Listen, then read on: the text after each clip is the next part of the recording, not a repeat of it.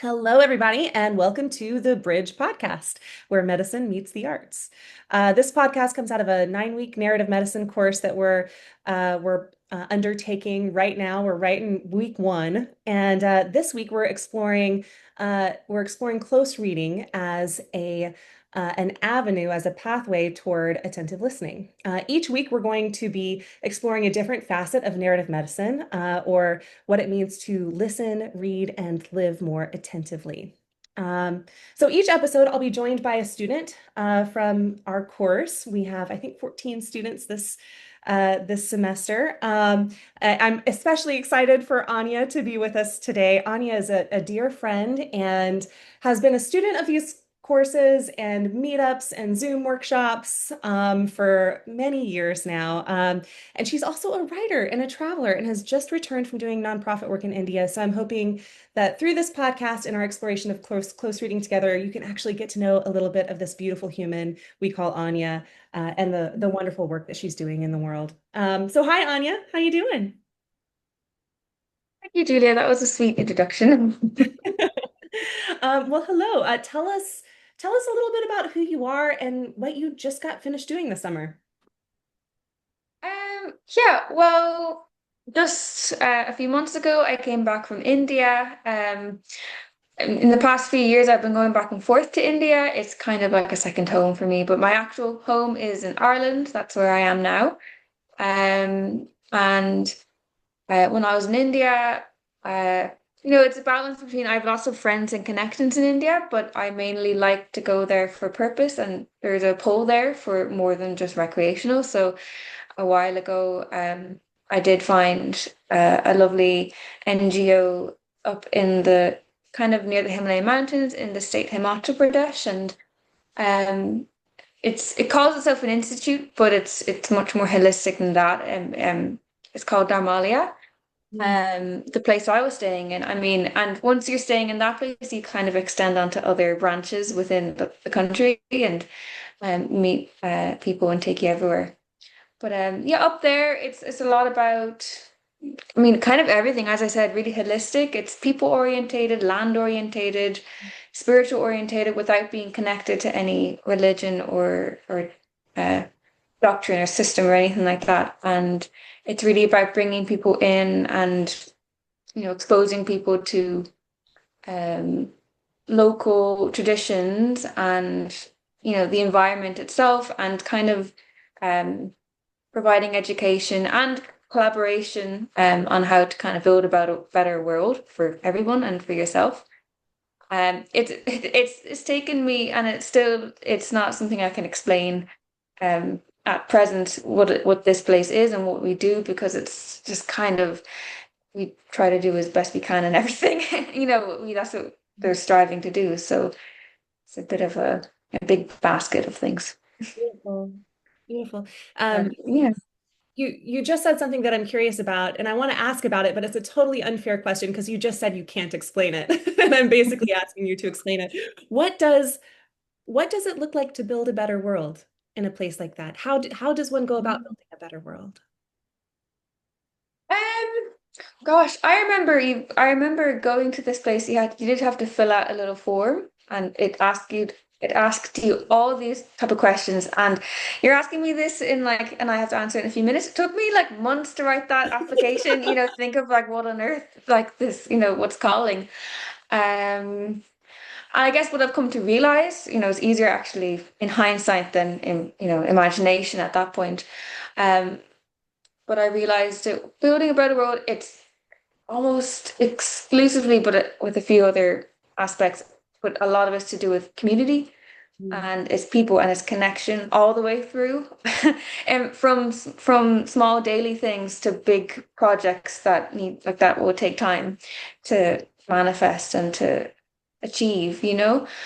It's anything that's alive, and so it's whether it's humans or any being or living on Earth. With us, it's really about tuning to this, and lessons are learned, and path is kind of uh, seen a little bit more clearly. Love That's that. one way to say it. But yeah, so building a better world. I mean, it starts with. being with each other, being with, yeah, being with life. That's a very basic, fundamental part of it, I guess. Very But well there's, said. yeah.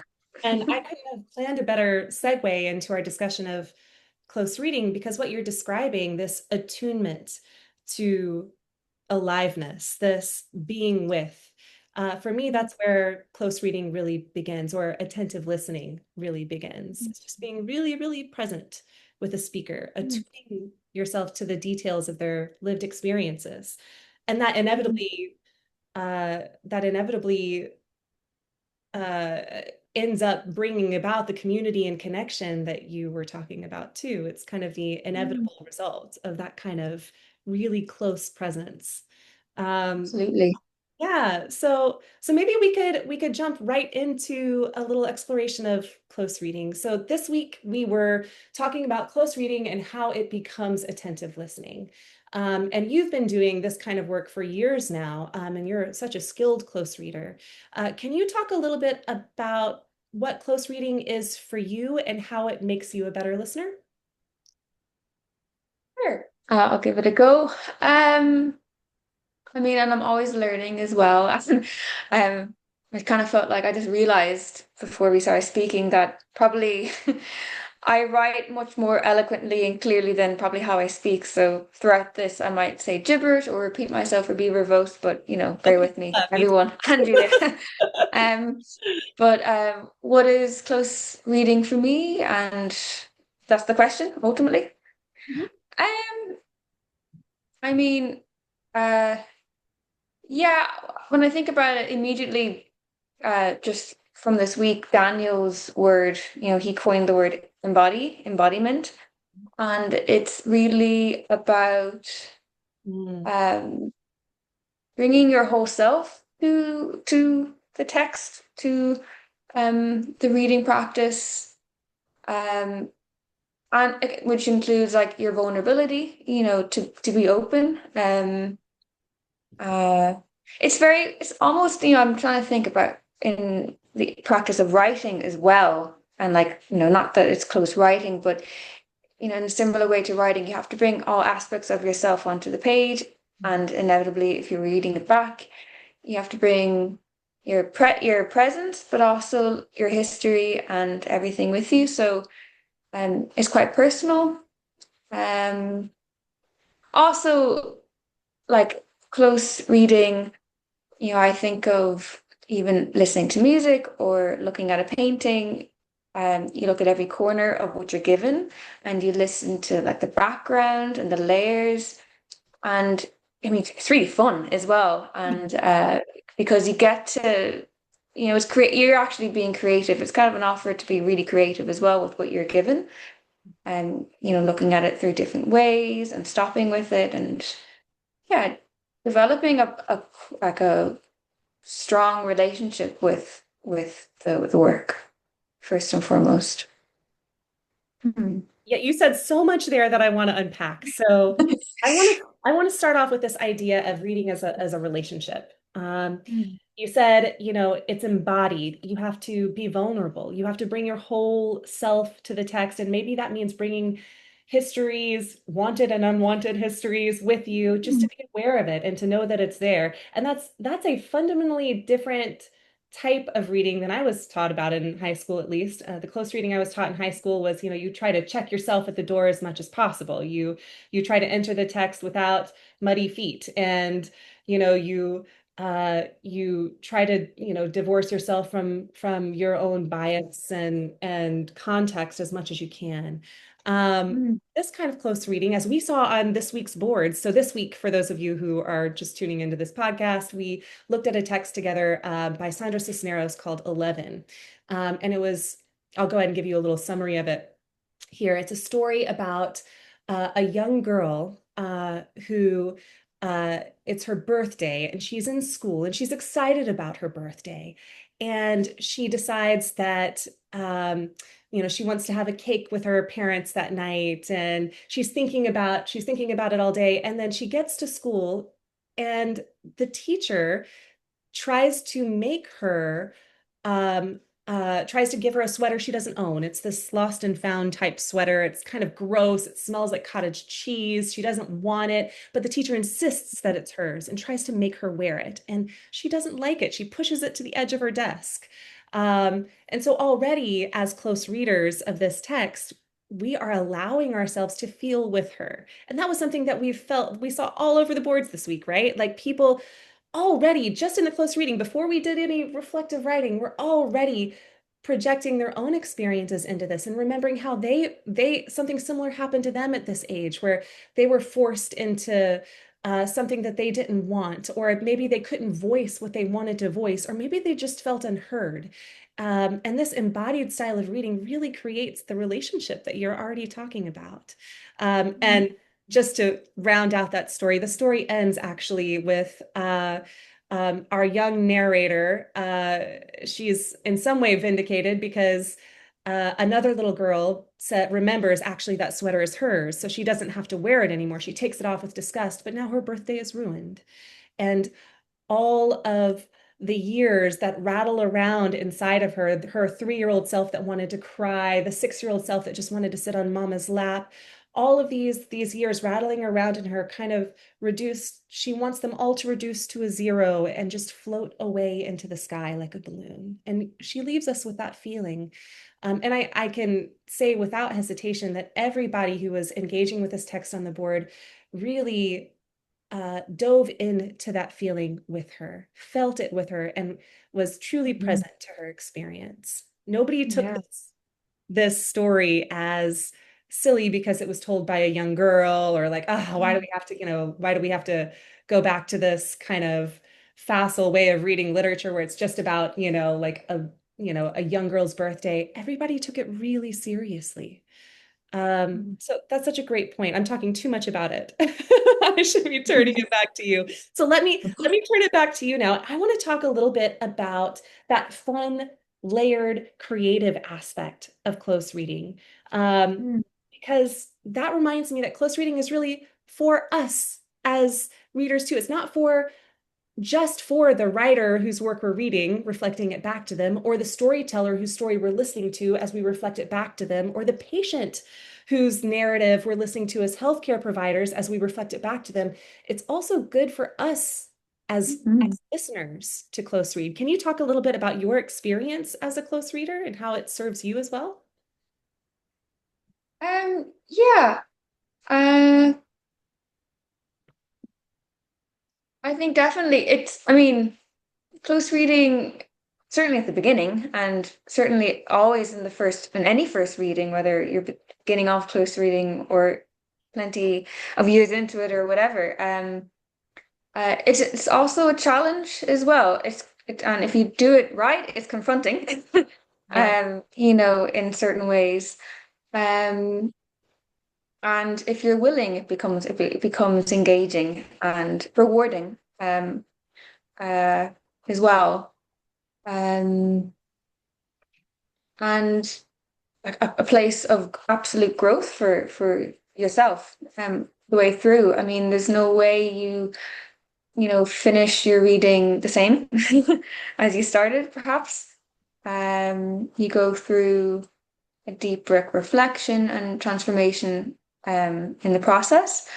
I mean, when I say it's fun and creative, what I mean is, if you enjoy reading, if it's part of, if you kind of train yourself to see the nuances and things, it's the little things that are extraordinary. And uh, paying attention is just a form of what I don't even know. Paying attention is like profound. Some people say it's a form of love, but just the act of paying attention is a meditation. It's fully takes you away and um hmm, let me see.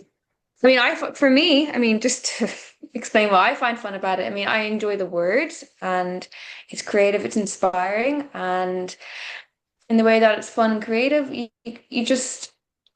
can spend as long as you want reading it and close reading it and really step into the feet of the storyteller And yeah, it clicks on something else in the brain that doesn't usually get clicked on, maybe in your daily life, perhaps. And you really get to work it, and it becomes really ignited and becomes who you are sometimes.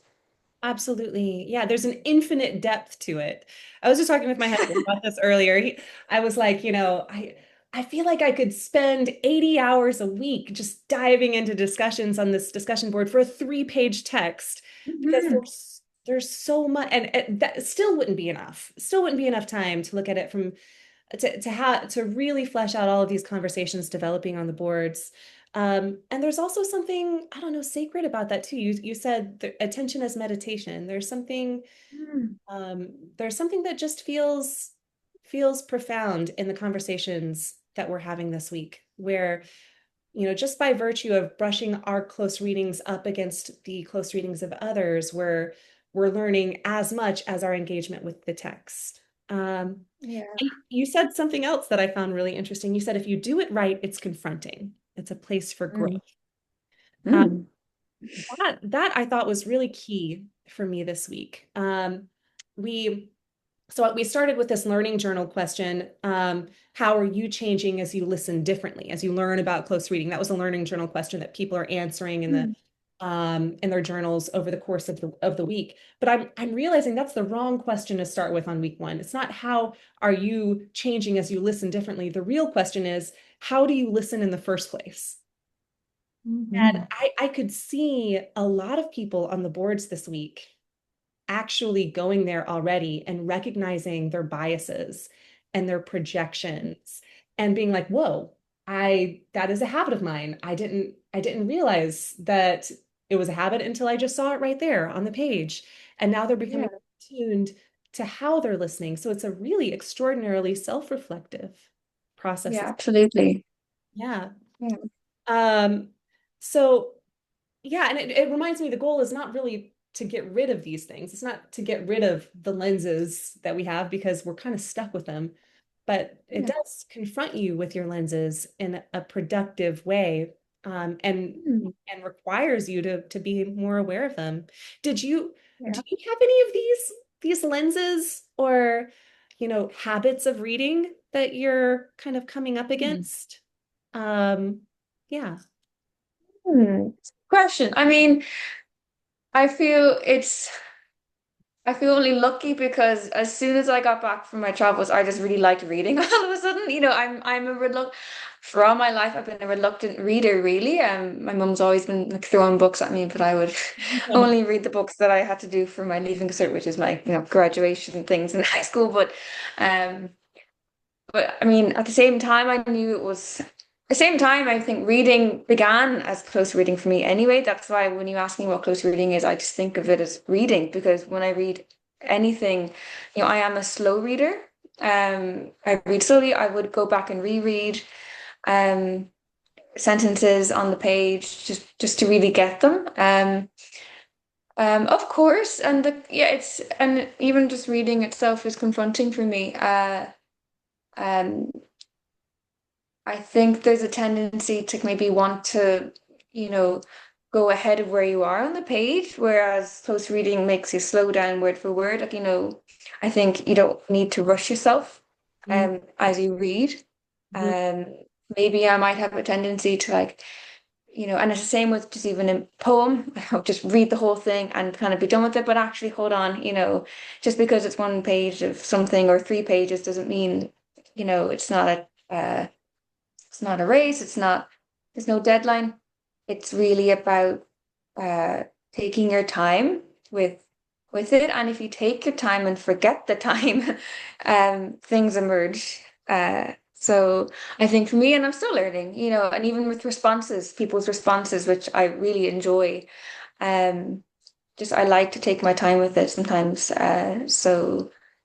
Um, yeah, what's coming up right now in this conversation is time. I'm sure there's other things that I have, and I mean biases, like you name it, yeah, of course, and prejudice. I just reread Pride and Prejudice as well, so I'm thinking of prejudice, but um, yeah, and histories as well. Even getting too distracted by at the same time, you know.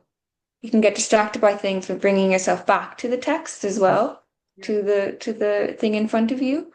Um, yeah, I think really just taking your time and even if it means getting up halfway through and stretching legs and sitting back down and going back into it, I think it's really you have to take care of it and take care of yourself simultaneously. It's a compassionate thing, you know. And it's crazy to me how I can read something once, get up and go stretch my legs and come back and read it again, and it's an entirely different Absolutely. thing. We bring Exactly. Yeah. ourselves to it every single time. Um, but I love this ethic of not rushing, of slowing down that starts here at the reading level. And it actually brings up an interesting problem when it gets to the listening level, because usually in narrative medicine, Yeah. we're working, with people in healthcare, right? And you've got practitioners who are clinicians who are working with patients, and they have X amount of time to work with a patient in a healthcare setting. And a lot of times when I tell people about what I do, or how I try to train practitioners to listen in a different, more expansive way, they're like, I don't have time for that. And that's Mm. understandable. Like you have a certain amount of time, but you know what I found out? I found out that, well, let me see if you can guess it. What do you think the average amount of time elapses uh, before a practitioner interrupts their patient? So, like when a practitioner says, "What brings you in today?" and then the patient starts talking, how long goes by before the practitioner interrupts them? Is this a real statistic? Real statistic. In the US? Or Actually, let me check. I have it pulled up. I brought it up just in case of a question like this. Um, oh, I want to say, while you're looking, I want to say like a minute, and that could be generous, but try again. it depends how fast the patient speaks. I mean, if they can get it all in before the interruption, but oh gosh, about 25 seconds. 11. 11 seconds. Wow. And that came from a study from 2018. And let's see, Gosh. say it was in the US. It says it's from a listening the patient's agenda, a secondary analysis of recorded clinical encounters from internal medicine. It doesn't, I'd have to look it up, but Yeah, no um, worries. yeah, Yeah. 11 seconds. I do know that it was in the VA. I doubt it's different, really, when I think about certain European countries. I don't know. Yeah, I Yeah. mean, just wild. And then here's another fun statistic. Do you know how long it takes a patient to tell their full story to the end without interruption? In a yeah, general statistic of this. Do you know? Get you want to guess? Honestly, my guess is honestly that I don't think a patient could even do that in one session. It might take the whole spans of the time, it might take Right. several sessions. Well, you've got me in there for sure. I, I You would be know, it a just liar. depends. Yeah. But It's like I've an exponential effect, more things unravel right. and you explain. I'll just keep talking forever, as evidenced in this podcast. Um, 2 minutes, 2 minutes. And it was a Gosh. sample of 335 clinical encounters. And of those 335 people, 80% of people only took 2 minutes to recount their concerns without interruption. So it really, even in Mm, healthcare setting, this kind of expanded listening, it doesn't usually take that much time. What it does take is depth and really sitting yeah. and being present. So I just thought that was a Oh, it's fun interesting. topic It's that really interesting. any practitioners Yeah. listening to this podcast, I hope that's the one takeaway is just give them two Yeah. minutes. And even for folks who Zip. are, do Yeah. yeah, even for normal folks, 2 minutes. Absolutely. Yeah. It's listening. Yeah. So let's Mm. let's talk a little bit about 11 and that really close attention to detail that you do so well already on the boards. What symbols or images did you really lean into in your close reading of 11? What did they mean to you? I Well, as a disclaimer, when I saw the list of podcast themes and days we could do, I really wanted to do metaphors and symbols because I just that's my I love doing that. But so there was a lot of imagery, therefore that I just clung to, that I just slipped right into. Uh, well, I think people also as well, not just me, hit on beautiful metaphors and beautiful even writing techniques, I want to call them, like repetition. There was a lot of repetition, and I think for could have been someone in our group that brought it up. I don't want to name her in case I get two people mixed up, but she really honed in on the countdown of the numbers, even just the use of numbers, the theme of numbers. Mm. Um, I really enjoy. I these days I'm really drawn to like uh sensory experiences. So in part of the story, there was a really gripping experience of the smell of the sweater that I really just clung to as well. That it really smelled like cottage cheese, and I don't know, for me that was like excellent, and also like ooh as well. I just and it gave that effect of really it was an insulting smell and such an like insulting experience for Rachel, the character who was the 11-year-old. Um, whether it was just like use of the senses or even just a metaphor itself, that brought up like a real invasion. I called it like something like violation of the senses, and because our senses are intimate, and um, I enjoyed that part. Yeah. In one way. But yeah. And just the beautiful metaphors of age, of aging, and the character of and just the character, the revealing character of Rachel herself, I was really interested in, and her little thoughts that weren't so little. Yeah. You know. Yeah. You use the word violation, and I think it's just the perfect word. I mean, I don't know if violated could be a tone, but if it is, that's the tone of this whole piece for me. And, Yeah. the way that, I mean, it's, from an adult perspective, we might just say, ah, it's just a sweater, get over it, Rachel. Like, but she really pulls us into the experience of being Mhm. forced to put on something that doesn't belong to her.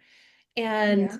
it's a violating experience. And it's Mhm. easy now after reading her words and really feeling with her to think of situations in our adult lives where we might also be forced to don things we don't want to, um, Mhm. or ways that we are violated because people look at us in a different way than we want to be looked at, or people see something in Yeah. us that is not real in us. Yeah. And the real violation of that came out beautifully in all of the reflective writing Mhm. exercises. And you point to a great detail that brings that feeling out, that smell of the cottage cheese when she puts that Mhm. sweater on. It's just, it smells, it itches, it's gross. Mhm. The cottage Mhm. cheese really does it for me. I don't really like cottage Mhm. cheese anyway, so. Yeah. Yeah. But a sweater Yeah. that smells like it, even if you like cottage cheese, you don't want Yeah, even if you like it, to like like you don't want your smeller. Yeah, it. exactly. Right. Yeah. Right. Mm. Any other big symbols stand out for you from the text? Because I know this is something you love to talk about. Hmm. I guess I'm trying to recall it. I do remember it very well, but to think of my favorite bits of it, suddenly, I really was taken by the ending as well, like the metaphor of the runaway balloon, Ah, closing of your eyes to it. I also, I guess, you know. In some ways, but like the cottage cheese, except not a sensory experience, but the feeling of being an age, of being 11, not being 11. Just kind of, I guess, tapping into what that feels like. I guess for me, it was my birthday on the day that I kind of reflected on and wrote about it. So I guess I was just like, oh, yeah, same. I don't really feel my new age at the moment. I feel like yesterday. So there was that, but that was more mild and benign for me. Um, yeah, I. I liked, I, but I thought it was really striking. And I guess in the same lens of the putting on the jumper, I just resonated with the little girl because her character, the reason why I liked the character is because I saw a really strong girl in, like a strong spirit in her that unfortunately got in, like, and a sensitive child, like a sensitivity too, that unfortunately got misused, mishandled in the situation, and I resonated with that. And I just take her very seriously, and I want to give her, pedestal. But yeah. What about you, for you, Julia? What was your kind of part of the story that was really it for you? I'm really taken with what you were just talking about. And I actually wouldn't have come out of a close reading with this issue in mind were it not for the discussions developing on the boards this week, but the issue of power that you were just discussing, Mm. and how she has a Yeah, strong voice on the page, but you can tell yeah, she's very sensitive, and she's in a way being taken advantage of. Her yeah. sensitivity and her powerlessness as a young girl, Mhm. she's being taken advantage of in this way. And Yeah, for me, it really brought home this idea that, okay, so yes, there are multiple truths in the world. There's no one capital T truth out there that tells us this is the way things are. And hmm, our reality is a kind of composite of all of our different understandings of what truth is. But that idea should lead us to humility and curiosity and a real ethic of listening to other people's versions of reality rather than what happened in this story, which is the teacher chose the reality. She said, "No, this yeah, is yours. Yeah, put it on. yeah. Do it right now." And it reminded me of Hmm. the very authoritarian way that the world is sliding right now, where people are just choosing the political narratives that have absolutely no basis in reality, and they're Yeah. strengthening their lower T truths in a way that is not humble, that is not kind, that is not ethically aware of multiple stakeholders and storytellers. So Mm. yeah, that really brought me home to a very present lived ethic that I'm thinking about. Yeah, You know. absolutely. Yeah. Yeah. Mm. So thank you for bringing that up, that the power Hmm. dynamic implicit here. Yeah. Yeah, or Yeah. Yeah. explicit, I should say. So, I know we're almost out of time, so maybe we could just talk a little bit about ethics and then close it out. So, I like to think of everything in narrative medicine as having an ethical goal. Um, but maybe a more direct way to say that is attention is always ethical, you know? Hmm. Um, where did your ethics take you this week? Or how do you see close reading as an ethical practice? I'll do my best to answer that. That's a good question, and I want to ponder it. But uh, well, when you said, I mean, you've said the words like humility as well, which for me is really interesting. There's something about equality, in terms of, and I've already said the word relationship. So that's something about humility, equality, relationship. There's no one higher than the other. No one's better or worse than the other, and just in terms of anything, higher or lower, and bigger or smaller. Um, I want to say that, uh, yeah, I think there's in your close reading or close listening, um, to kind of allow, if you are the receiver, to allow the power to kind of be in the person giving, or the writing, Mhm. um, because that's how you will learn and how you will grow, and how there will be, um, mutual progress. Mhm. And I mean, it flips, it changes and stuff, but in that situation, it's humility is needed. Yeah. Um, and you are not close reading for your own agenda at all. Good one. Good It's one. not. I guess maybe that's the difference between like maybe pleasure reading for like pleasure and like fantasy and things. Like it's not that. It's it's more confronting, it's real, it's humane, you Yeah, know. totally. Mhm. I love that. Don't Something like constrain your own agenda. To the surprise of it. Yeah, that's the fun. yeah. Hmm. Okay, so one last question. If you were going to give advice to somebody about how to practice close reading just in their daily life, not looking at literature or art, just moving through the world, what advice Hmm. would you give them? Oh, I mean, I want to say the word mindful. It's a big word, but mindful. But what mindful even means is to be patient and pay attention.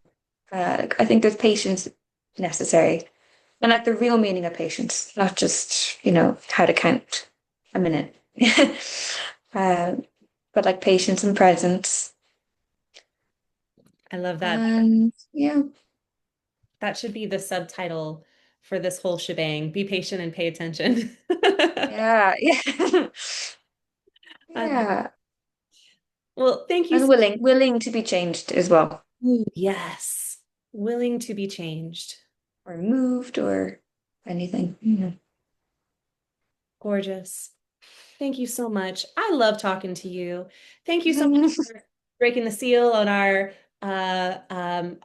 podcast and showing up with your whole self, just like you do in your close reading here for everybody listening. Thank you, all of you who showed up here as well. Thank you for joining us on the Bridge podcast, where medicine meets the arts. Please join us for next week, the discussion of the question, where does meaning live?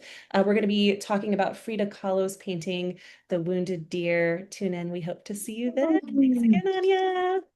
Bye. Thank you.